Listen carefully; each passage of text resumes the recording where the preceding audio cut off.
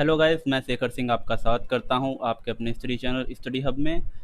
I hope आप लोगों ने आज का दिन एंजॉय किया होगा। अब हम लोग बात करते हैं आज के क्विज सेशन की। देखिए, लास्ट क्लास में हम लोगों ने आधा मौर्य एम्पायर लगभग कवर कर लिया था और बाकी के क्वेश्चंस के लिए मैंने कहा था कि आज की क्वेश्चन सीरीज में मैं इन्हें सॉल्व कराऊंगा। तो देखिए, हम लोग बात करते हैं पहले तो यूपी ट्रिपल एस सी के रिगार्डिंग। तो कल जो है परसों जैसे कि नोटिफिकेशन आई थी UP triple S C PET के रिगार्डिंग पे, और कल मैंने एक वीडियो भी उस पर बनाई है। अगर आप लोगों ने अभी तक उसे नहीं देखा है तो प्लीज़ जाकर उसे देख लीजिए। इसके अलावा अगर आप लोगों ने अभी तक सिलेबस भी नहीं उसका देखा तो उसको भी देख लीजिए। मैंने आपको कहा था कि अगर रिस्पांस अच्छा रहा तो इसके रिगार्डिंग बैच स्टार्ट करने की हम लोग थिंक करेंगे। तो जैसा कि अभी तो फ़िलहाल ऐसा कोई चांस बन नहीं रहा है, बट हो सकता हो नेक्स्ट वीक तक इसको रिगार्डिंग कोई बैच स्टार्ट किया जाए जो पर्टिकुलर इसी को टारगेट करके हो। ठीक, हालांकि तब तक हिस्ट्री तो आप लोग कंप्लीट कर ही रहे हैं। हिस्ट्री कंप्लीट होने के बाद हम लोग जो है नेक्स्ट अपने सब्जेक्ट पर जाएंगे। अभी आप लोग देख रहे हैं एंशियंट हिस्ट्री, और जो आप लोग का टॉपिक चल रहा था वो था मौर्य एम्पायर।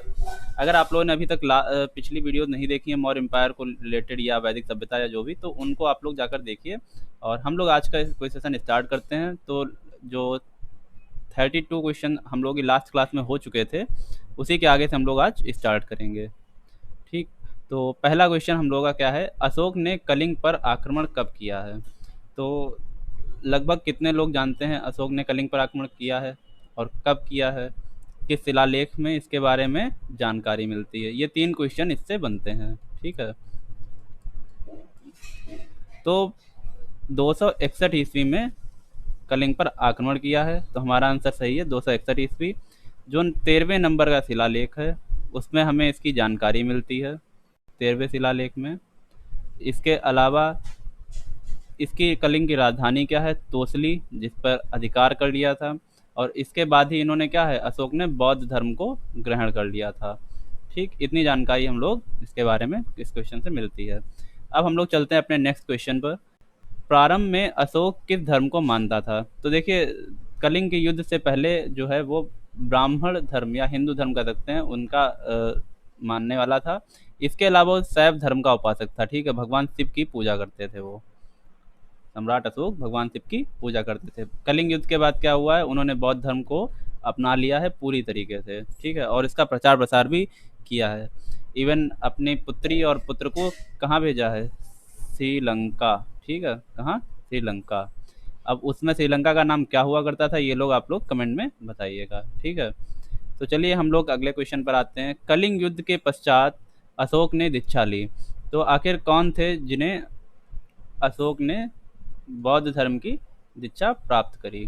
ठीक है, तो अगर हम लोग बात करते हैं भद्रबाहु की, तो भद्रबाहु हैं जैन धर्म से रिलेटेड, और इनसे शिक्षा किसने प्राप्त की है, चंद्रगुप्त मौर्य ने। किसने, चंद्रगुप्त मौर्य ने। इसके अलावा हम लोग बात करते हैं उपगुप्त की, तो ये बौद्ध धर्म से जुड़े हुए हैं और इनसे शिक्षा प्राप्त की है अशोक ने। इसके अलावा अगर बात करते हैं स्थूलभद्र की, तो ये भी जैन धर्म से जुड़े हुए हैं और इनसे तो फिलहाल शिक्षा कई लोगों ने प्राप्त की होगी, पर मौर्य एम्पायर में किसी ने प्राप्त नहीं की थी। दलाई लामा के बारे में शायद आप लोग जानते हो कि ये क्या हैं, बौद्ध भिक्षु हैं, लद्दाख में रहते हैं। ठीक है, काफ़ी इनके ऊपर क्या होता है, पॉलिटिक्स चला करती है लद्दाख के ऊपर, तो उसमें इनका नाम आता है। दलाई लामा क्या है, धर्मगुरु, बौद्ध संगीत। ठीक, तो चलिए हम लोग चलते हैं अपने नेक्स्ट क्वेश्चन पर। कलिंग की राजधानी थी, तो अभी मैंने बताया कि कलिंग की राजधानी पर क्या किया, विजय प्राप्त की किसने, अशोक ने। कलिंग की राजधानी है तोसली। ठीक है, और हम लोग चलते हैं नेक्स्ट क्वेश्चन पर। और पाटलिपुत्र किसकी राजधानी थी, पाटलिपुत्र पूरे मौर्य साम्राज्य की राजधानी थी। मौर्य साम्राज्य की राजधानी कौन थी, पाटलिपुत्र। तो ये दोनों क्वेश्चन आप लोग याद रखिएगा। अब आते हैं नेक्स्ट क्वेश्चन, अशोक को अशोक कहा गया। ठीक है, तो अशोक को अशोक किसमें कहा गया है, जैन समुदाय में, बौद्ध ग्रंथों में, मास्की में, इनमें से कोई नहीं। तो जो मास्की है और गुर्जरा, ठीक है, इसमें अशोक के लिए अशोक वर्ड यूज़ किया गया है। ये बात क्लियर हो गई। अब चलते हैं हम लोग आगे अगले क्वेश्चन पर। अशोक के स्वयं को अभिलेखों में किस नाम से जाना जाता है, यानी अशोक ने स्वयं के लिए कौन सा वर्ड यूज़ किया है, तो वो है प्रियदर्शी। ठीक है, प्रियदर्शी। अपने जितने अभिलेख हैं उसमें इनके लिए क्या नाम यूज़ किया गया है, प्रियदर्शी। अभी और अशोक कहाँ यूज़ किया गया, अभी पिछले क्वेश्चन में बता चुके हैं। और इसके अलावा और कौन नाम थे, कामाशोक और चंडाशोक। चलते हैं हम लोग नेक्स्ट क्वेश्चन पर इसी के साथ। कामाशोक के नाम से जाना जाते हैं, तो अभी मैंने बताया कामाशोक के नाम से कौन जाना जाता है, अशोक। ठीक है। चंद्रगुप्त के नाम सेंड्रोकैट्स, ठीक है, सेंड्रोकेट्स। और बिंदुसार को एंड्रोकेट्स।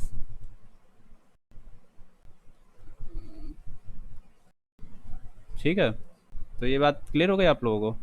चलिए हम लोग नेक्स्ट क्वेश्चन पर आते हैं। अशोक के शिलालेख में लिपि प्रयोग नहीं हुई है, तो देखिए खरोष्ठी, ब्राह्मी और देवानगरी लिपि, तो ये सारी लिपि यूज हुई हैं। क्या ग्रीक लिपि का यूज हुआ है कि नहीं, तो ये आप लोग कमेंट सेक्शन में बताइएगा। बाकी इसका मैंने टिक तो कर ही दिया है, इसे कंफर्म करके आप लोग बताइएगा। खरोष्ठी देखिए मैंने आपको बताया भी है कौन कौन सी है, खरोष्ठी है और ब्राह्मी है, इसके अलावा देवानगरी है, आरमाइक लिप है। ये 3-4 लिपियों के बारे में मैंने आपको इसके बारे में डिस्कस हम लोग क्लास में कर चुके हैं। अगर आप लोगों ने नहीं देखा तो फिर से एक बार देख लीजिएगा कौन कौन सी लिप यूज़ की गई हैं। चलते हैं हम लोग अगले क्वेश्चन पर। डायनोसियस किसके समय में भारत आया, तो डायनोसियस कौन था, ये थे राजदूत जो कि भारत भेजे गए थे मिस्र की तरफ से। ठीक है, मिस्र की तरफ से किसके शासनकाल में, अशोक के शासनकाल में। कौन थे राजा, फिलाडेल्फस टालमी। क्या नाम है इनका, फिलाडेल्फस टालमी। नाम थोड़ा सा अजीब है बट एक दो बार पढ़ेंगे तो आप लोगों को याद हो जाएगा। तो मिस्र की तरफ से राजदूत आए थे किसके शासनकाल में, अशोक के शासनकाल में, फिलाडेल्फस टालमी। चंद्रगुप्त के समय में कौन थे, मेगस्थनीज जो कि यूनान की तरफ से थे। इन्हीं का क्या है उत्तराधिकारी के रूप में कौन आए थे, बिंदुसार के समय में। ये नाम आपको कमेंट सेक्शन में बताना है क्योंकि पिछली क्लासेस में बता भी चुके हैं और ये क्वेश्चन आ भी चुका है। तो बराबर की गुफाओं की बात करते हैं, तो बराबर की 4 गुफाओं में से कौन सी नहीं है, तो सुदामा, कर्ज, चौपार, ये तीनों गुफाओं के नाम हैं। और अजंता ये बराबर की गुफाओं में नहीं शामिल है। Is it clear. तो हम लोग चलते हैं नेक्स्ट क्वेश्चन पे। तीसरी बौद्ध संगीत हुई है, तो देखिए तीसरी क्या, चारों बौद्ध संगीत के बारे में आप लोगों को कमेंट सेक्शन में बताना है क्योंकि ये हम बता चुके हैं। आप लोग रिमाइंड करेंगे तो आसान रहेगा। किसके किसके समय में हुई है ये हम बता देते हैं आपको। तो अजातशत्रु पहली, ठीक है, इसके अलावा अशोक दूसरी, फिर कालाशोक और कनिष्क के समय में चौथी। ठीक है, और चौथी वाली जो है राजगृह में हुई है। बाकी कब हुई हैं, किसके समय में हुई हैं, ये आप लोग बताइएगा। ठीक है, चलिए हम लोग चलते हैं नेक्स्ट क्वेश्चन पर। जम्मू कश्मीर की राजधानी श्रीनगर की स्थापना का श्रेय जाता है, देखिए श्योरिटी नहीं कि श्रीनगर इन्होंने बताया पर ऐसा माना जाता है उस समय के ग्रंथों के आधार पर कि ये अशोक ने बसाया था। Is it clear. चलिए हम लोग चलते हैं नेक्स्ट क्वेश्चन पर। अशोक की राजकीय भाषा की लिपि कौन सी थी, तो राजकीय भाषा की लिपि, तो ये क्वेश्चन का जवाब कौन देगा आपको में से। ठीक है, सारे क्वेश्चन आपको हम नहीं बताएंगे, कुछ क्वेश्चन के जवाब आपको देने पड़ेंगे। देखिए इतना तो ये क्लियर है, खरोष्ठी, ब्राह्मी और देवानगरी, इसमें ग्रीक तो लैंग्वेज है ही नहीं तो ये तो आंसर नहीं होगा। अब खरोष्ठी और ब्राह्मी और देवानगरी लिपि में कौन सी राजकीय भाषा थी, खरोष्ठी के बारे में नहीं। अब 50-50 आता है ब्राह्मी और देवानगरी, तो इसमें से आप लोगों को गेस करना है। ठीक है, इन दोनों में से कौन सा है। ठीक, इसके अलावा हम लोग चलते हैं नेक्स्ट क्वेश्चन पर। देखिए आप लोग कमेंट सेक्शन में क्वेश्चन के आंसर जरूर दिया करिए, मैं छुड़वाता इसीलिए हूँ ताकि आप लोग की जो है रिवीजन, जैसे सब मैं बता दूंगा, ठीक है, आप लोगों ने याद नहीं किया है तो सिर्फ देख लेंगे क्वेश्चन, बस उतना रट लेंगे तो आप लोगों को क्या है पता नहीं चलेगा। अब जैसे आप लोग अभी मैंने नहीं बताया तो आप लोग ये जानने की कोशिश करेंगे कि कौन सी लैंग्वेज यूज़ हुई थी। ठीक है, इसलिए मैं ऐसे क्वेश्चन छुड़वा देता हूँ। अशोक के अभिलेखों की खोज कब हुई थी, तो ये आंसर है हमारा 60। ठीक है, पढ़ा किसने था, जेम्स प्रिंसेप ने। अशोक के अभिलेखों को पढ़ने में सफलता पाई थी जेम्स प्रिंसेप ने। और पात्रेडी फेंथेलर, फेंथेलर ऐसे कुछ नाम है, तो इन्होंने क्या है, इन्होंने खोजे थे अभिलेख और इसको पढ़ने में सफलता किसने पाई थी, जेम्स प्रिंसेप ने। Is it clear? इसका आंसर एक बार चेक कर लीजिएगा कि 1750 होगा। 1756 में जेम्स, एक मिनट, सॉरी ये गलत कर रहे हैं, 1856 में जेम्स प्रिंसेप ने इन्हें पढ़ने में सफलता पाई थी, और 1760 में क्या है, ये मिले हैं। ठीक है। इसके अलावा अगर हम लोग बात करते हैं, देखिए इसमें दो इंपॉर्टेंट क्वेश्चन, सबसे इंपॉर्टेंट तो यहाँ था, सन तो वैसे कम पूछा आता है, किसने पढ़ा है ये पूछा आता है, तो कौन सा आंसर है, जेम्स प्रिंसेप। और किसने खोजे हैं, पाथरेडी पेंथिलर। अशोक के अभिलेखों को सर्वप्रथम पढ़ा है, तो ये है जेम्स प्रिंसेप, जेम्स प्रिंसेप। अगर देखिए कोई क्वेश्चन में आप लोगों को कन्फ्यूजन रह जाती है तो कमेंट सेक्शन में ज़रूर बताइएगा, उसको मैं क्या है नेक्स्ट क्लास में ज़रूर क्लियर करूँगा। तो चलिए हम लोग चलते हैं नेक्स्ट क्वेश्चन पर। अशोक के अभिलेखों को बांटा गया है, तो कितने भागों में बटे हैं, स्तंभ लेख, शिलालेख और गुहा लेख। गुहा मतलब समझ रहे हैं, गुफा में लिखे हुए लेख, यानी 3 भागों में बटा है, तो इसका सही आंसर क्या होगा, 3 भागों में। अगला क्वेश्चन है, अशोक के शिलालेख थे, तो 14 शिलालेख अशोक के पाए गए हैं। ठीक है, तो इसका सही आंसर क्या है, 14। 13वें शिलालेख में मैंने बताया किसके बारे में जानकारी मिलती है, कलिंग के युद्ध के विषय में। इसके अलावा कलिंग युद्ध का वर्णन, फिर से वही क्वेश्चन आ गया 13वां। इससे मतलब पता चलता है कि ये बहुत इंपॉर्टेंट है। ठीक है। धम्मघोष की व्याख्या का वर्णन किस शिलालेख में है, तो जो 5वें नंबर का शिलालेख है उसमें क्या है, धम्मघोष के बारे में जानकारी मिलती है। ठीक है। जो घोष पहले से चल रहा था उसे चेंज करके क्या, धम्मघोष की स्थापना की है। अशोक के स्तंभ लेखों की संख्या, तो स्तंभ लेख कितने थे, 7, जो कि कितने स्थानों से पाए गए, 6। तो इसमें क्वेश्चन क्या बनता है, कितने स्थानों से पाए गए, मोस्टली यही क्वेश्चन बनता है, कितने स्थानों से पाए गए, तो क्या हो जाएगा, 6 स्थानों से पाए गए। सबसे लंबा स्तंभ लेख कौन सा है, ठीक है, और सबसे छोटा स्तंभ लेख कौन सा है, इन दोनों के बारे में बताइए।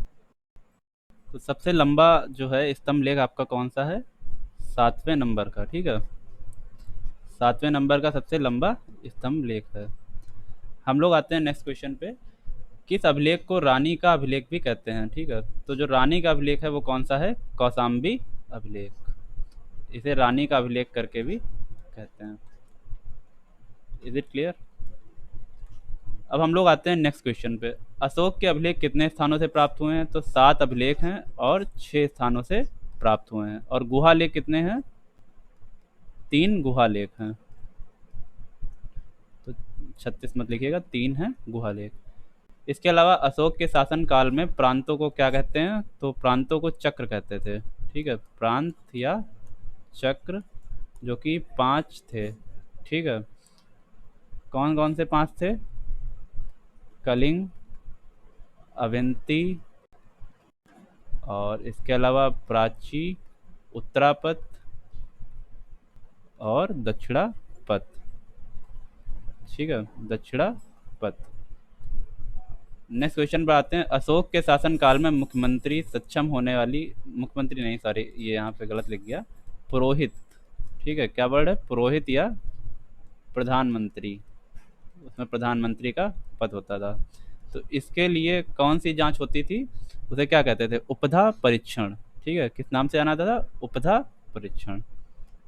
हम लोग आते हैं नेक्स्ट क्वेश्चन पर, अशोक के चक्रों में शामिल नहीं है, चक्रों मतलब प्रांत।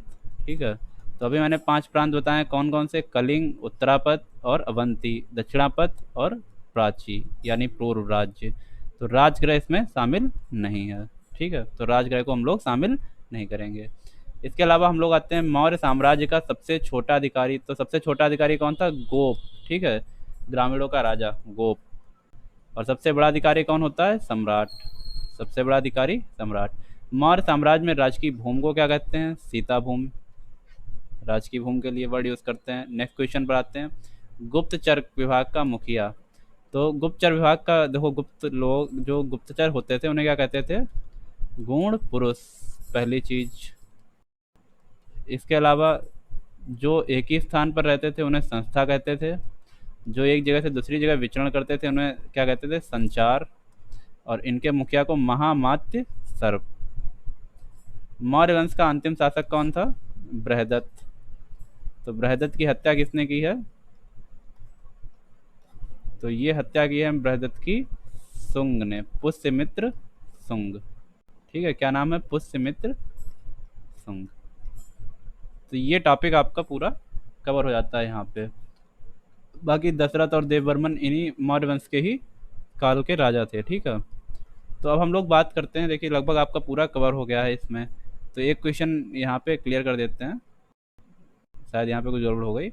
देखिए पहली चीज़ तो ये देखना है 1750 में अभिलेख क्या है? खोजे गए हैं। ठीक है, किसने खोजे हैं? पाथरेडी फैनथेलर। ठीक है, फैनथेलर। इसके अलावा इन्हें पढ़ा किसने है? जेम्स प्रिंसेप ने। और कब पढ़ा है जेम्स प्रिंसेप ने? 1937 में। तो ये क्वेश्चन आपका क्लियर हो गया। बाकी सबसे बड़ा वाला अभिलेख और सबसे छोटा अभिलेख कौन सा था? तो सबसे बड़ा अभिलेख कौन से नंबर का था? 7वां। और सबसे छोटा अभिलेख कौन है? रोमिन देई का अभिलेख। ये चीज़ क्लियर हो गई। तो देखिए आज की क्लास में पूरा कोई सेशन कंप्लीट है और आपका मौर्य वंश भी कंप्लीट हो चुका है। मौर्य वंश, इसके अलावा क्वेश्चन आपको मौर्य वंश में नहीं देखने को मिलेंगे। किसी भी आप टेस्ट सीरीज़ को उठा लीजिए या किसी भी प्रीवियस ईयर एग्जाम को अगर आप देखते हैं तो मौर्य वंश से इतना ही लगभग सारे क्वेश्चन पूछे जाते हैं।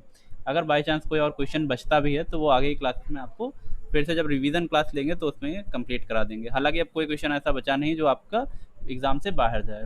तो हम लोग बात करते हैं अगर अपने नेक्स्ट टॉपिक की। तो हम लोग का नेक्स्ट टॉपिक क्या होगा? शुंग वंश। ठीक है, छोटे छोटे टॉपिक हैं, मौर्य वंश थोड़ा सा बड़ा था। तो ये एक क्लास के लिए है, ज़्यादा आपको परेशान होने की ज़रूरत नहीं है।